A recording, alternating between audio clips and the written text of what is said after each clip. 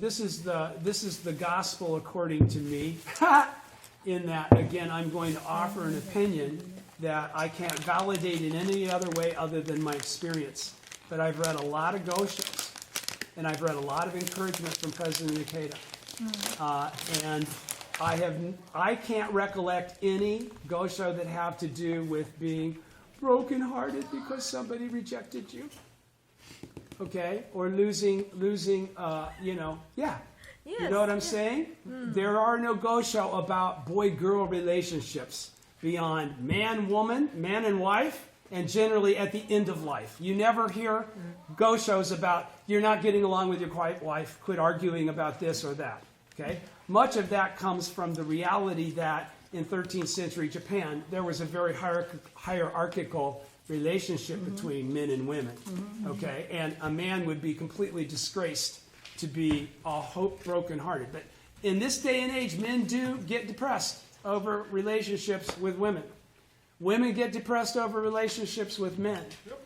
There's very often a question within the Soka Gakkai or amongst people that practice, when you're trying to encourage someone that has gone through a relationship situation, what can I say to encourage them? What Gosho? Well, you can't go to any Gosho.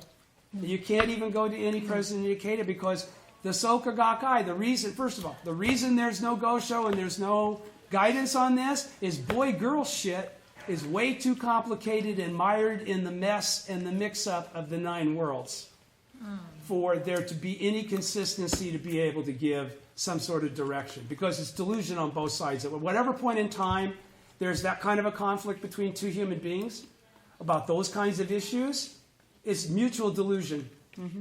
Neither party is seeing the other as the Buddha. Or they could not be interacting in that manner. Okay?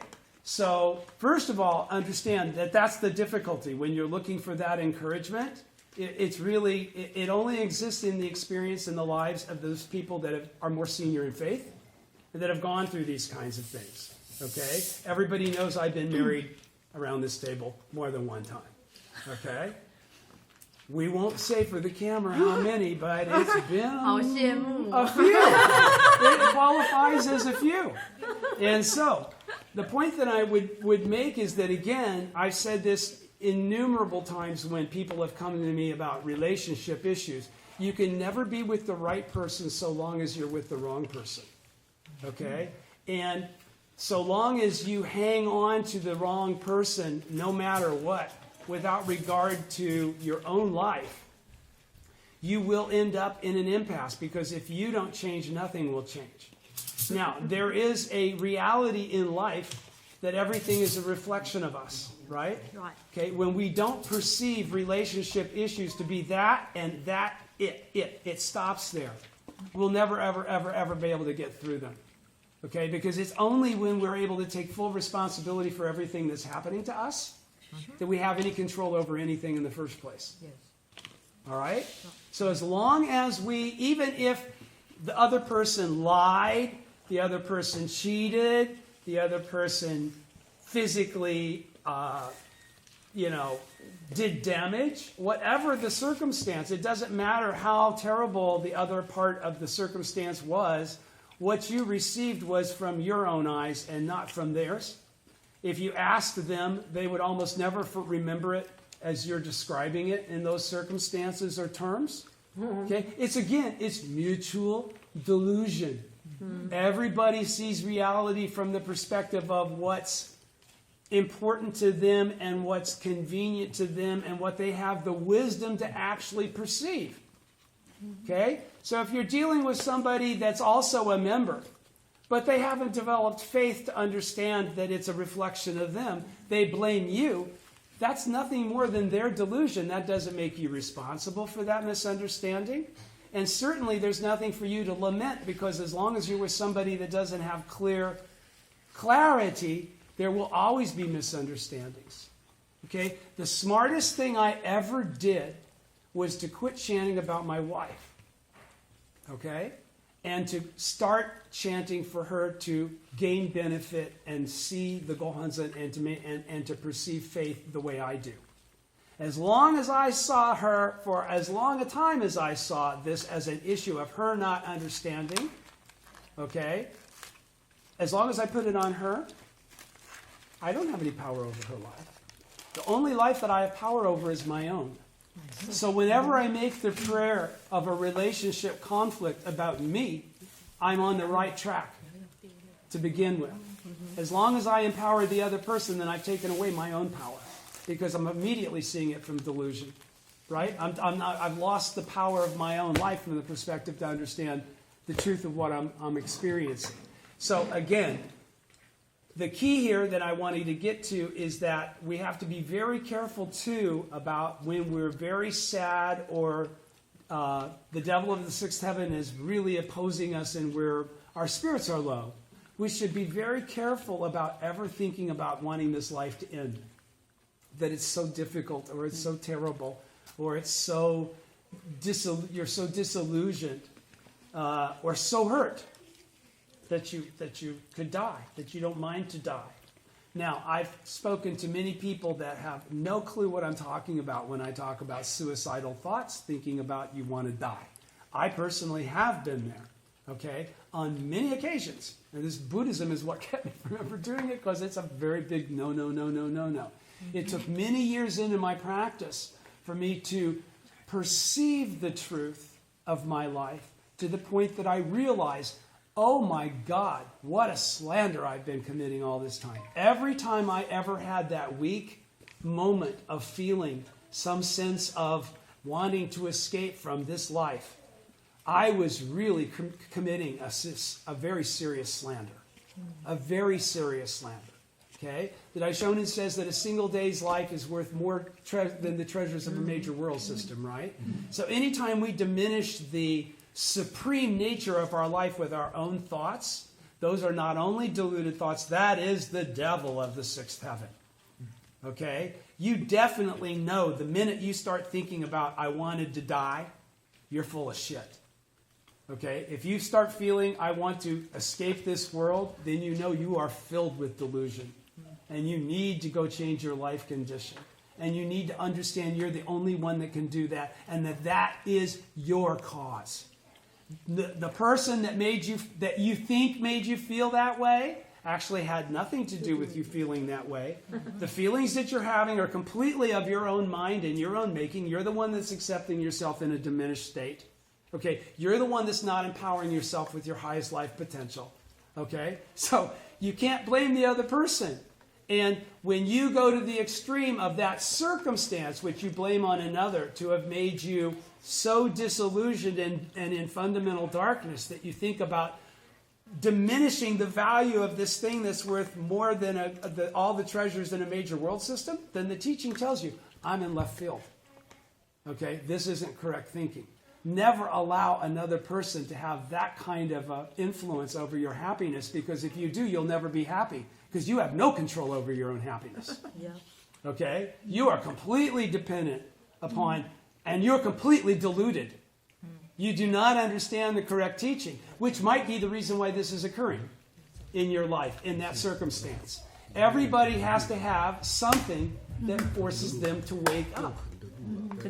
To dig, to go, why the hell is this happening? Why? I want to know why.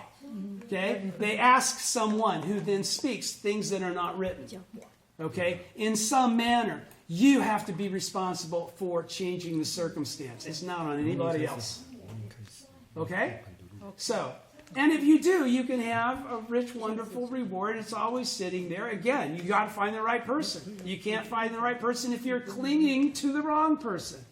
My biggest mistake in life was not trusting the power of the Gohonzon, even though I professed this infinite faith in the Gohonzon.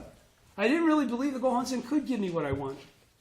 I believed I had to finagle it. I couldn't just lay a prayer out there and wait and be patient and not create more causes for my own unhappiness. No, I had to have it now. I had to have it now. And I'd go create causes for more unhappiness. Okay? So, but the prayer's strong enough to after getting beat about the head enough, kind of figure a few things out. But that would be the encouragement that I would give to you, Sling, in talking about your friend. Again, there's nothing that I can read that has to do with boyfriend, girlfriend, I want to die, they hurt me so bad. There's nothing in there. It's only one lifetime for God's sake. Right. Okay? All right, so that was that. We left last week on page 209 of The Heart of the Lotus Sutra by Daisaku Ikeda on a section that says, faith in the Gohonzon leads to a life free of error. At the same time, and thank you for getting that video up, because I could actually then review what I said last week. I talked about last week that I had thought about putting this reading this Gosho to you, and then I put a little bit out after the meeting last Wednesday, and then you came back with, can you explain the entity of the law? And I don't know whether to start that now or to wait until we get through this. So I think I'll wait.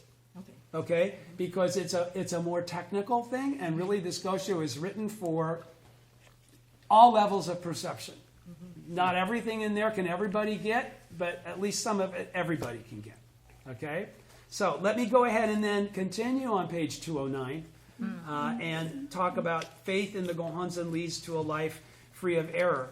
Does everybody understand what we were reading last week? I know, again, on the heart, I already said it a minute ago. Heart of the Lotus Sutra, we're going on.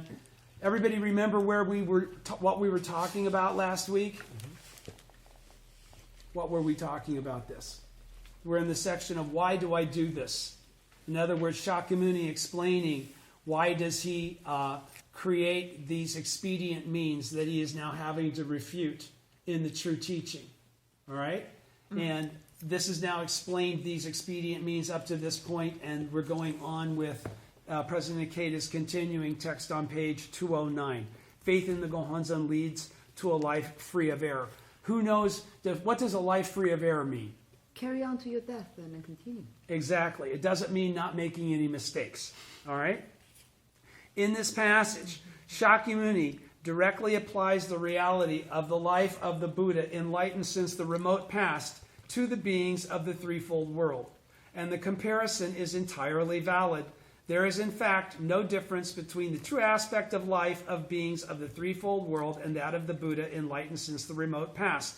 This, therefore, is an exact description of the true nature of the lives of all beings of the threefold world. Do you remember when I said that a couple weeks ago? In the essence of my life and the essence of Nichiren's life, I may not have the merit, but the essence is exactly the same. President Ikeda has qualified that again. Nichiren Daishonin clarifies this in no uncertain terms from the early transmitted teachings. He's going to quote here. He says, "The thus come one is the living beings of the threefold world. When we look at these living beings through the eyes of the lifespan chapter, we can see and understand the true aspect of these beings who in their original state possess the 10 worlds." I said last week, what's the significance of when he says possess the 10 worlds?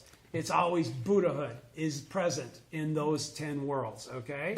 As these common mortals would normally not have access, but they do because it's part of their life. It's an inherent part of their life. It's not an acquired part of their life.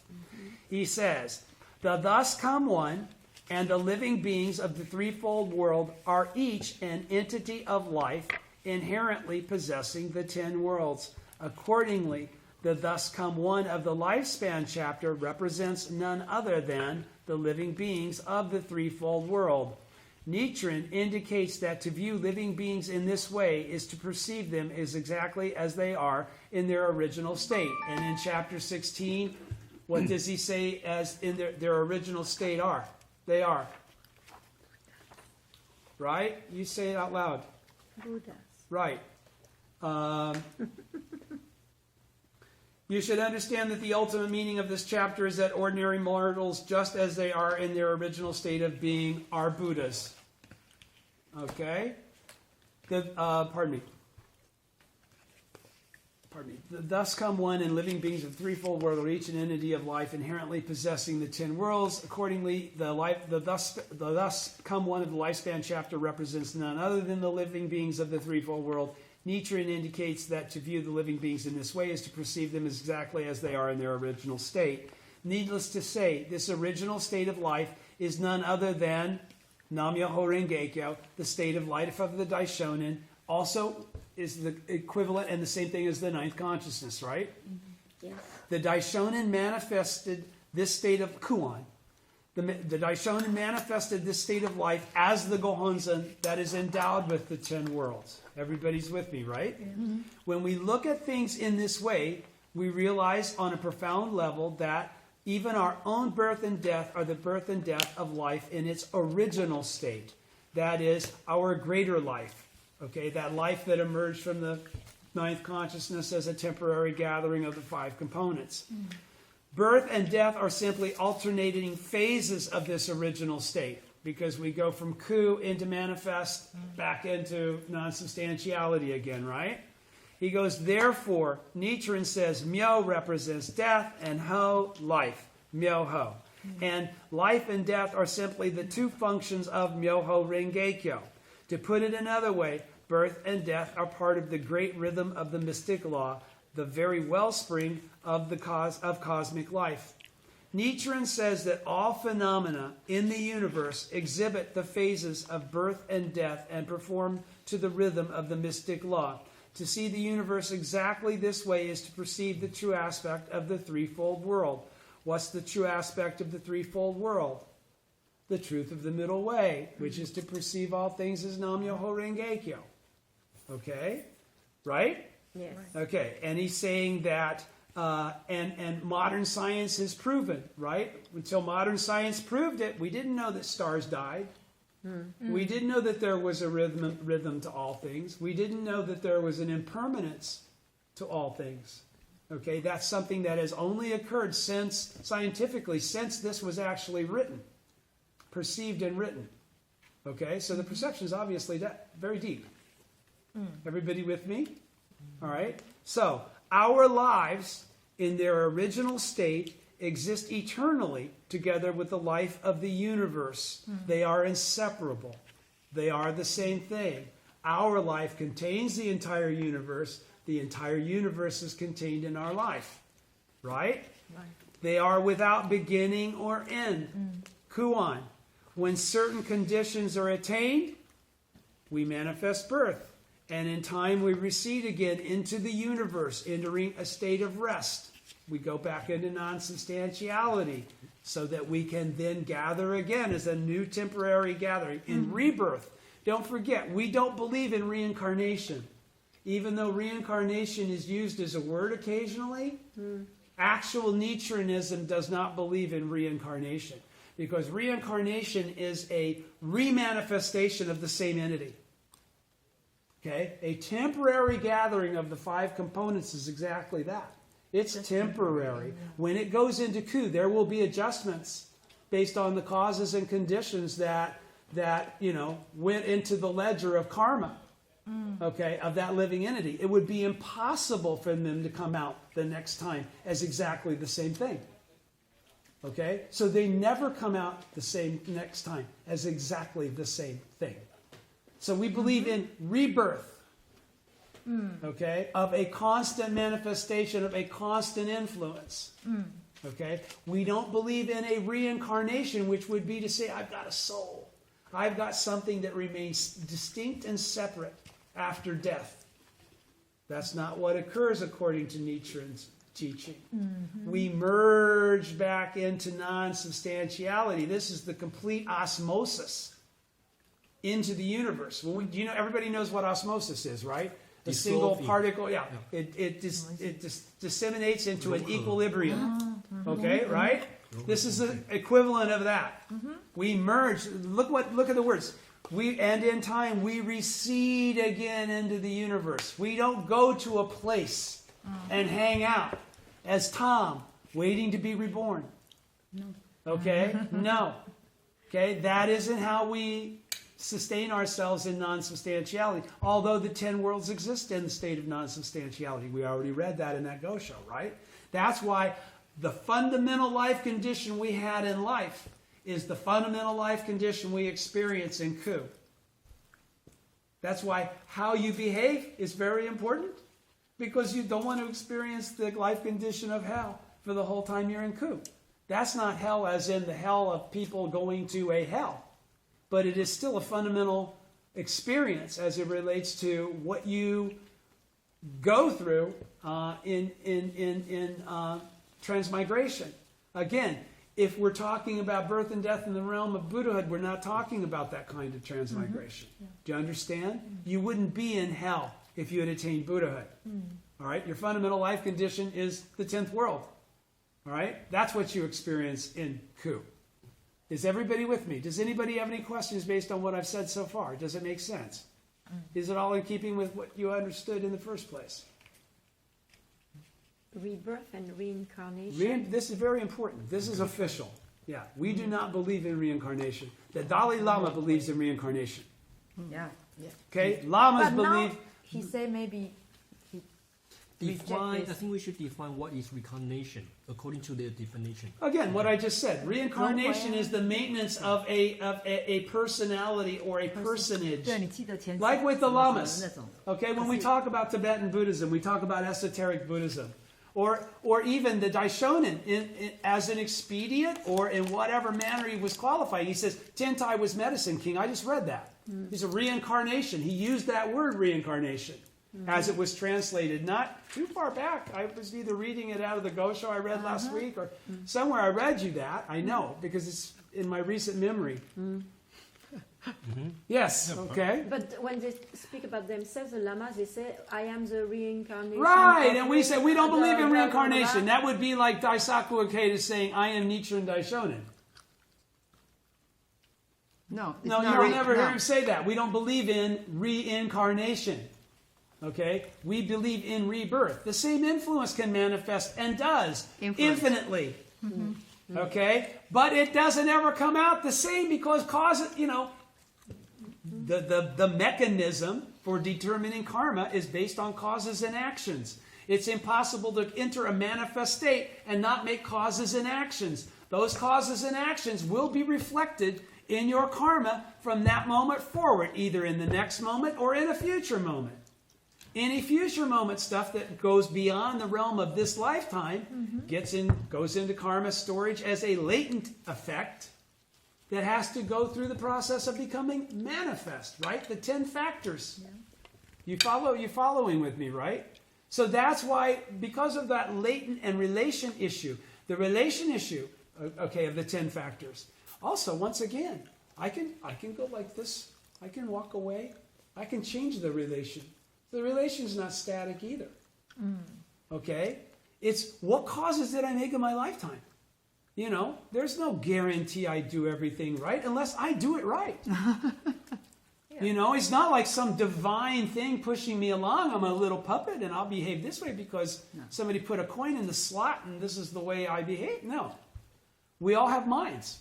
Okay? Now, the karmic influence is there that will always project us in a certain direction, but moment to moment, we have the fundamental opportunity to screw up. That's why wisdom is so important. Wisdom keeps us from screwing up. Wisdom allows us to perceive the 10th world. Yeah. It allows us to get out of the life condition of hell where I want to kill myself over my girlfriend, okay, and live to be 110 years old and have 15 grandchildren. Okay? That's the difference. All right? So, entering a state of rest. This is the nature of death. It is not the case that our lives are terminated through death. Rather, it could be said that death is an expedient means necessary for us to lead a fresh and vigorous existence in the future. Again, as you get older, you will understand more and more the necessity of death. You do not want to be old for an existence that never gets started again. Trust me, you don't want to be old and older and then older and then older and then older and then older. Another form. I mean, where is that headed? Eventually, then you can't really speak. I mean, my dad, you get to a point where dementia is automatic at a point in time physiologically. Right. Why would you want to go there? There's no reward in that. Okay? There is no karmic reward other than a happy life. That's the key. It's never predicated on longevity. Right. Okay? It's always predicated on fundamental life condition. Yes. This is the key. It's not measured by how long you live. It's measured by the last moment of your life. Okay? And what were you doing? How were you behaving as a human being? Were you endeavoring to support the Daishonin's teachings and live your life as a Buddha? Whether you recognized yourself as the Buddha already or not. Okay? Don't forget, everybody that chants Nam-myoho Renge Kyo is disciple of Nichiren. We have to be very careful about slandering disciples of Nichiren. Okay? Right? Right. We have to be very mindful of what we're doing. It's got to be predicated on something that is, again, an admonishment for the sake of their happiness, not an expression of our superiority of understanding more clearly or more superiorly. Fundamentally, there is no ebb or flow of birth and death. Life, as thus conceived, embodies the oneness of birth and death. Do you understand what he just said? He's saying, life as thus conceived. He just gave you an explanation, so he's saying, if you perceive it this way, all right? She's trying to call Scott or somebody. That's her. Scott, yeah. Sorry. Our lives, he says, right. So he says, life as thus conceived. As I just explained it, life embodies the oneness of birth and death. That's what he's saying in that sentence. Do you understand? I'll read it again. Fundamentally, he's making a statement first. Fundamentally, there is no ebb or flow of birth and death. Then he says, if you understand that there's no ebb or flow, if you conceive it, thus conceived, no ebb or flow of birth and death, then your life embodies the oneness of birth and death. Our lives exist eternally and are inextinguishable. What does inextinguishable mean? Never perish. Can never be put out, right? Those who thoroughly grasp this truth, and this is the important thing that he's making here, the important point that he's taking here. Those who thoroughly grasp this truth versus superficially grasp this truth will take neither birth lightly nor needlessly fear death. Because you could look at this and go, oh, well, I'll be reborn, so, what the hell? I don't care if I live or die. I can take risks. I can take chances. I don't have to follow my doctor's orders. I don't have to wear a seatbelt. I don't have to take medicine. I could go on and on and on. No, President Ikeda is saying, if you thusly perceive this, then you also have the wisdom to respect and appreciate this treasure. Okay? So you neither take it lightly, nor then do you needlessly fear when you're going to die. Actually, the older you get, the more you don't fear death because you're going, okay, I'm gonna die anyway. it's time. No, I mean, it suffer. hurts. Yeah. Okay? Yeah. Really. Get to be 70, like 80. mom always said that she's ready to die Exactly. yesterday. My mom's 95 years old. Yeah. Every day is a painful struggle for her. Yes. Life continuing to exist is not like it was 30 or 40 years ago. It's not the same daily circumstance. Okay? She's at the end of her life with not a lot of people around her. Okay? And I don't think she really believes what her religion tells her, actually. She's trying to, really hard. She's trying to not be afraid of death. But it's a good thing she has us. So, in other words, we can correctly fix our gaze on the present moment and advance along the path of continual self-improvement, succumbing neither to impatience nor negligence. This is the way of life of one who perceives the true aspect of the threefold world exactly as it is. In other words, let me repeat that paragraph again. We can correctly fix our gaze on the present moment, which is the only thing that's real, which is the only thing that we can manifest a change in the future from. Wishing, thinking, and hoping about tomorrow or the next week or the next year will not get us there. We have to make the changes in this moment that lead to the change in the next moment, that lead to the change that we're ultimately trying to get to. Okay? We can't lament about it's far off, because it begins with the single step. The journey of 12 days to get to Kamakura or to Kyoto, and what happens if you quit after 11. It's the same deal.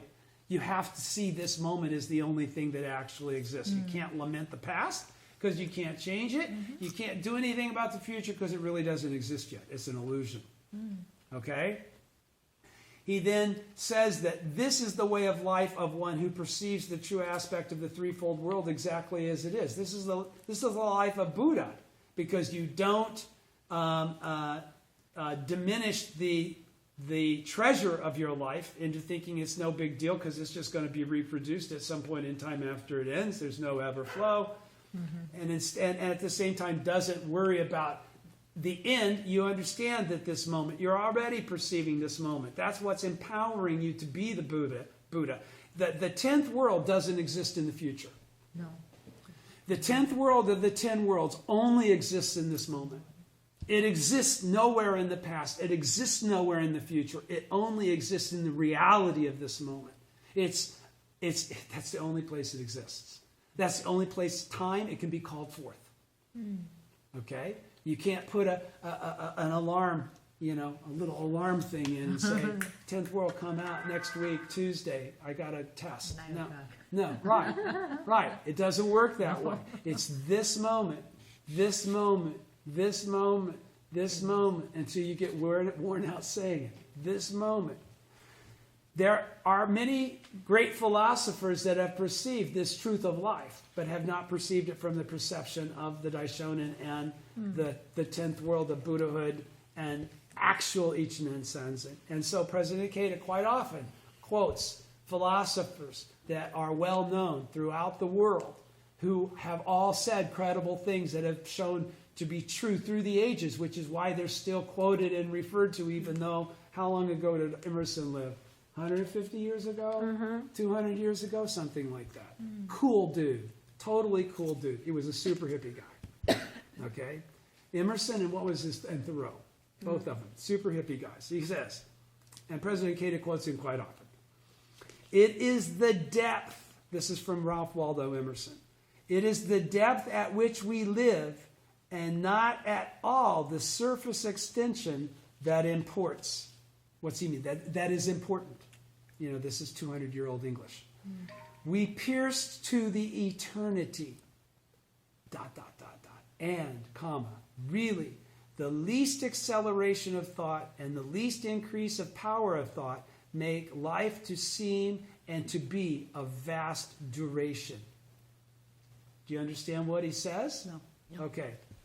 He says, it is at the depth at which we live and not on the surface extension that imports. The important thing is the manner in which we perceive our life, and not who we're behaving as the character. I'm the rich attorney, I'm the poor struggling student, whatever. Those are temporary existences. He's talking about perceiving the truth of the depth of our life.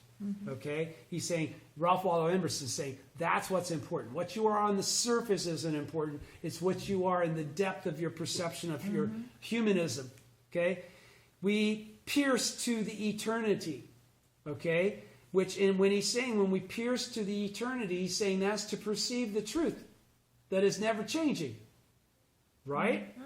And really, the least acceleration of thought and the least increase of power of thought make life seem and to be of vast duration. He's saying, if you really only think about it a little bit, all right, if you get past this surface sense of everything and get into perceiving things from the depth of the truth of what they are, it doesn't take much to be able to perceive that life and the environment are infinite. That's what he's basically saying. Let me reread it in my understanding of what he's saying. Ralph Waldo Emerson writes, it is the depth at which we live and not at all the surface extension that imports. Isn't this a message of Nietzsche and President Ikeda? We pierce to the eternity. We pierce to Kuan. We find our original state. And really, once we do that, it doesn't take much more effort to understand everything clearly. That's what he's saying. He's saying, and really, the least acceleration of thought and the least increase of power of thought make life to seem and to be of vast duration. Not superficially as just this lifetime, but we pierce to the eternity. By the way, Ralph Waldo Emerson was kind of an agnostic guy. He's not writing this from, a super Judeo-Christian perspective. This is really New Age. This is the founder of New Age thinking. Yeah, so he's totally philosopher. All right? So President Ikeda then goes further after serving up this example of Emerson. He says, what matters is the depth at which we live. Now, what is he saying? And the power of thought we manifest.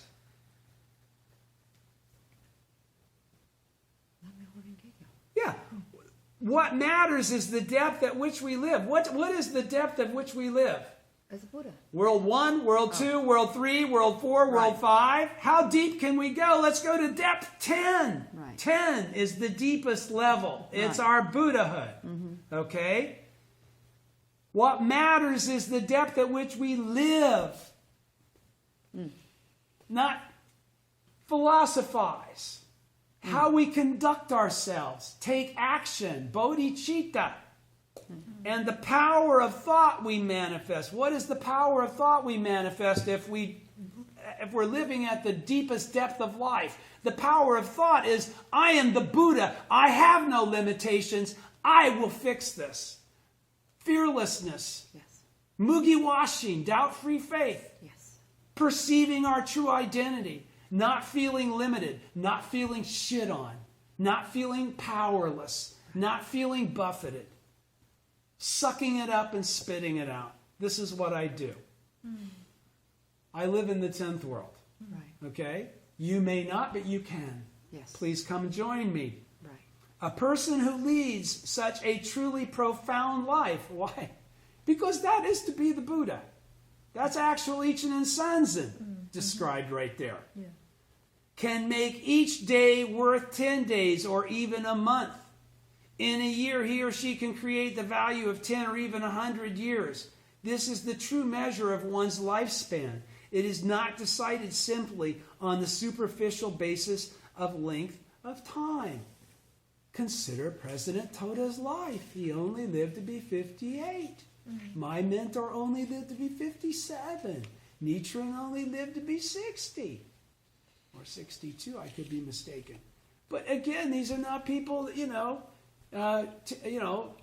Shakyamuni lived to be in 81, Shijo Kingo lived to be 85 or something like that. It's all mixed up.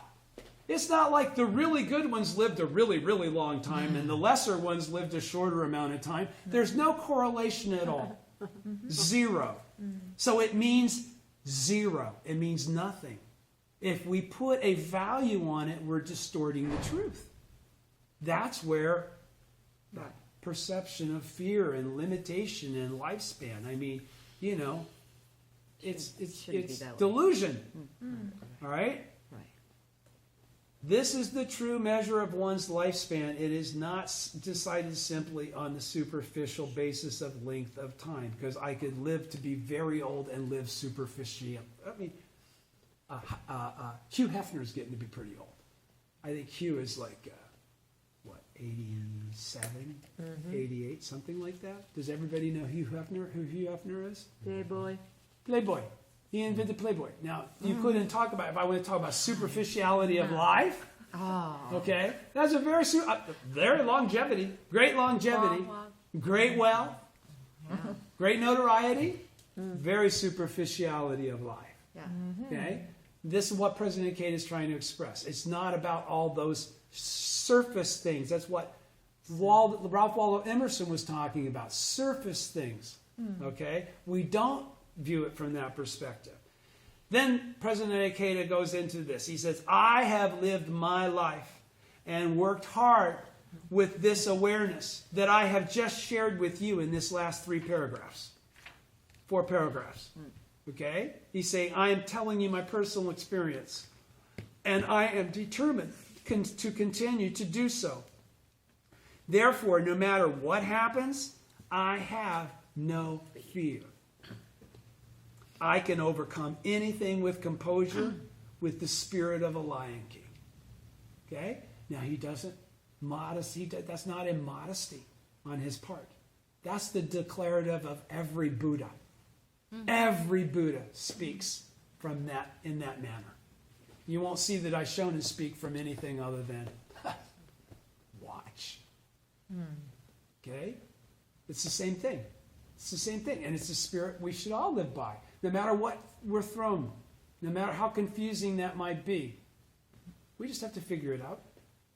It's always a matter of just getting in front of the Gohonzon and manifesting our Buddha wisdom. If we're doing the right things, it won't even be that difficult. But it'll be a process that we needed to go through so that we could correctly encourage others.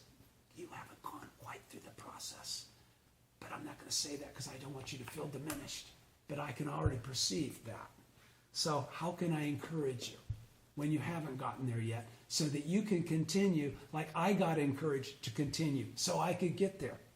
How did I get there? I didn't give up. That's the only reason I got there. Okay? Why didn't I give up? Because I had people that said significant things that encouraged me so that I never gave up. I did never measure it on what the result of today's given benefit or lack of benefit was. I was on a course that was going to last my whole lifetime. So strap it on. Settle in. He says, we neither impatience, we're able to grasp with neither impatience or something else he said. Succumbing neither to impatience nor negligence. Okay? When we base ourselves at the bottom of page 211 on the view that life spans past, present, and future, okay, that it's eternal in both directions. It has no beginning. It has no end.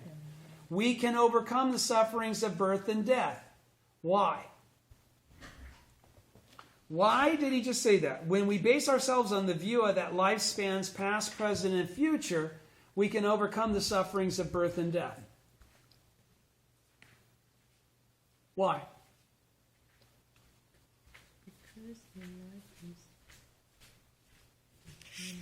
there's no birth. Yeah, well, because once we, okay, when we base ourselves on the view that life spans past, present, and future, we can overcome the sufferings of birth and death because we don't consider birth and death as being ebb and flow anymore. If we see all three phases, we see the eternity of our life beyond this temporary gathering of the five components. Therefore, we don't have sufferings of birth and death.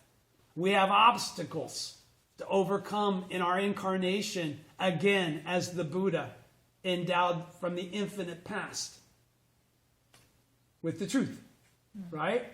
So he's saying we can manifest a state imbued with great peace of mind like that of the Buddha. Like that of the Buddha. It is the mind of the Buddha. All right? Then we need fear nothing, because a Buddha fears nothing. We can wholeheartedly devote ourselves to the happiness of all people and the realization of world peace, and to the eternal struggle to create value, which is the Buddha's will. Each of us is a child of the Buddha and can lead a dignified and noble existence. Is everybody with me? Right? In the sutra passage, Shakyamuni further explains the threefold world that the Buddha enlightened since the remote past correctly perceives, saying, it is neither substantial nor empty, neither consistent nor diverse, nor is it what those who dwell in the threefold world perceive it to be. In short, the Buddha perceives the threefold world exactly as it is with the perfect wisdom of the middle way. His view is not biased, as are the views of those dwelling in the threefold world. Okay? Those dwelling in the threefold world do not perceive the truth of the middle way, and they do not perceive the threefold world exactly as it is. They do not perceive that it's neither substantial nor empty, neither consistent nor diverse. They perceive birth and death. That's the point. Do you understand? Everybody with me? All right.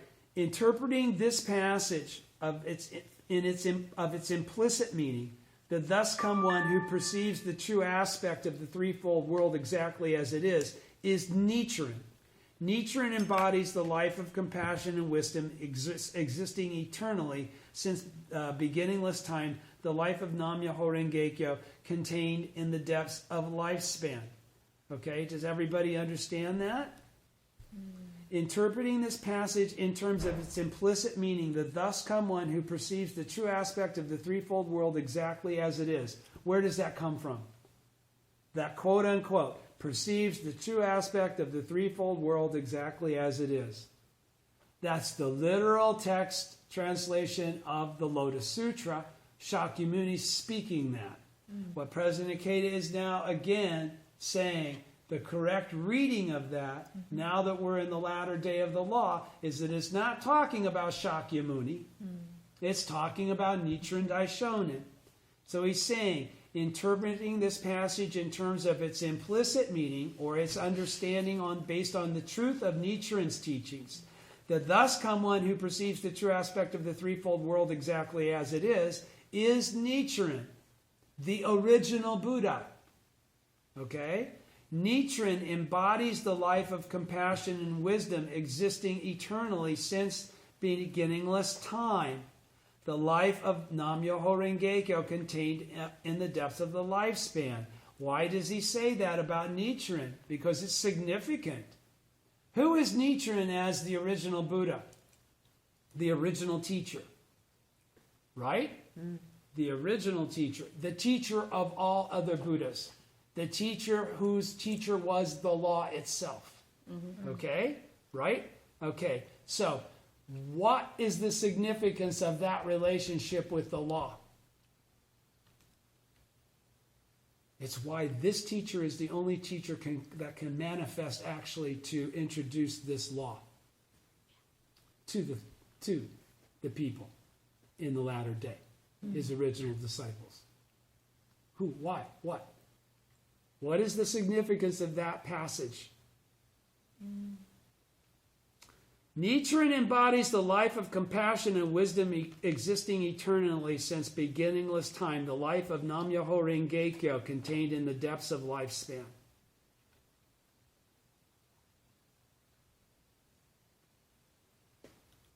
Only he can imbue the Gohonzon with that life so that we can simply chant Nam-myoho Renge-kyo and attain all the benefit. Okay, be completely connected. All right? Even though I am a Nam-myoho Renge-kyo that's come one, I wouldn't have made an Advent and done the Gohonzon. The original Buddha does that. I'm his disciple. That's not my job. Okay? Because he's the original Buddha, he is endowed with the capacity to do that. That is what the Gohonzon is.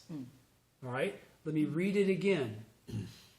Interpreting this passage in terms of its implicit meaning, that thus come one who perceives the true aspect of the threefold world exactly as it is Nichiren. Why? Because as the original Buddha, where did he learn? Who was his teacher of the true aspect? The law itself. Okay? No other teacher had that teaching delivered to them. Nichiren embodies the life of compassion and wisdom. What is that compassion and wisdom? The compassion is to make everybody equal to himself, and the wisdom to know that they have that capacity innately in their life as well. Okay? That's the point. He's uniquely qualified to create and endow the Gohonzon as an object of devotion that we can then derive the benefit of Buddhahood from embracing. It's only by virtue of that relationship that we can do that. Okay? Again, Nam-myoho Renge-kyo comes from the Gohonzon. Okay? The Gohonzon doesn't come from Nam-myoho Renge-kyo. Everybody understands the one great secret law is the life of the eternal Buddha that is manifest as the Nam-myoho Renge-kyo, thus come one in the Gohonzon. Okay? That's what we'll read about. That's what I'll clarify when we go to the entity of the mystic law. Okay? So, continuing. Nichiren embodies the life of compassion and wisdom existing eternally since beginningless time. Kuon, that's the ninth consciousness. That is what's endowed in the Gohonzon. The life of Nam-myoho Renge-kyo contained in the depths of the lifespan. That's what's embodied in the Gohonzon. The Gohonzon we devote ourselves to is Nichiren's life of compassion and wisdom. In a lecture, President Toda said, when we reverently chant Nam-myoho Renge-kyo to the Gohonzon and feel the life of the Gohonzon in ourselves, the power of the Gohonzon wells forth abundantly in our lives because our lives themselves are Nam-myoho Renge-kyo. When that happens, we will be free of great error in our judgment of the affairs of life or society. Through our faith, we feel the power of the Gohonzon, and this enables us to make our way unerringly through the world. This is what we assert. Let's lead our lives free of error through believing in the Gohonzon. Now, do you understand the significance of what he said there, though? Because there's a little caveat there. This is a sneaky little caveat. And he's saying something very specific, but you could easily pass over it. Let me read it again. So the Gohonzon we devote ourselves is the Nichiren's life of compassion and wisdom. And he quotes President Toda. He says, when we reverently chant Nam-myoho Renge-kyo to the Gohonzon. So he's qualifying this. He's not saying when we chant Daimoku. He's saying when we reverently, mentor-disciple, connection to the Gohonzon as a Jino Bosatsu, as a bodhisattva of the earth, as an original disciple of the Buddha and his true identity, right? And feel the life of the Gohonzon in ourselves. But what's that mean? That means that we have chanted in such a reverent state that we've been able to feel that 10th world begin to emerge. We're not filled with doubt and confusion. We're filled with empowerment and clarity. We've all experienced that, right? We don't experience it every time we chant. Right. That's why it qualifies when we reverently chant. Because that comes out when we reverently chant, when we chant with devotion rather than want. Okay? There are two different kinds of daimoku. All right? He says, in ourselves the power of the Gohonzon wells forth abundantly. Our Buddha nature comes forth and actually emerges. It exists literally in our lives. Okay? You with me so far? Yes. Because our lives themselves are Nam-myoho Renge-kyo. That's why we can just tap into that life that's been endowed and embodied in the Gohonzon. When that happens, we will be free of error in our judgment of the affairs of life or society because our Buddha wisdom will emerge. Okay? And what's germane and specific to this moment in the process of our path will become clear to us. We won't, it's not saying you'll understand all of life's mysteries. He's saying we will be free of error in our judgment of what are we doing now? Okay? This moment that I'm sustaining through my faith. All right? Oh, I didn't even see that. Through our faith. Because that's again where that's where we get this feeling of the Daishonin in our life, right? That's reverently. When we're chanting reverently, we're chanting with faith. Right. Right? We don't get reverently. We don't get what we're talking about unless it's through faith. We feel the power of the Gohonzon. Okay? And this enables us to make our way unerringly through the world. Why? Because we either feel the power of the Gohonzon as an expedient from a person of the 9 worlds looking at this 10th world great protector that's watching out for me, because you can go for many years chanting to the Gohonzon that way. Yeah. You still see that power. You still feel that power. Yeah. You just don't know it's your power. Okay? You're still saying, thank you so much for helping me out. When really, all the help came from you. Period. All right? He's saying, the power. This enables us to make our way unerringly through the world because we either perceive ourselves as the Buddha or we perceive that there's a Buddha nature that we're chanting Daimoku to try and manifest. Okay, we either understand Buddhahood theoretically or we understand it actually. But it doesn't matter because that's the difference between hearing the name and the words of the truth and stage 6. Okay, this is what we assert. Let's lead lives free of error through believing in the Gohonzon, which means to believe in the teaching of Nichiren and in the power of our own life as Buddhas exactly as we are, in our original state of being. Right? That's what Nichiren's telling us we are. That's what the faith we're supposed to have in as a teaching is.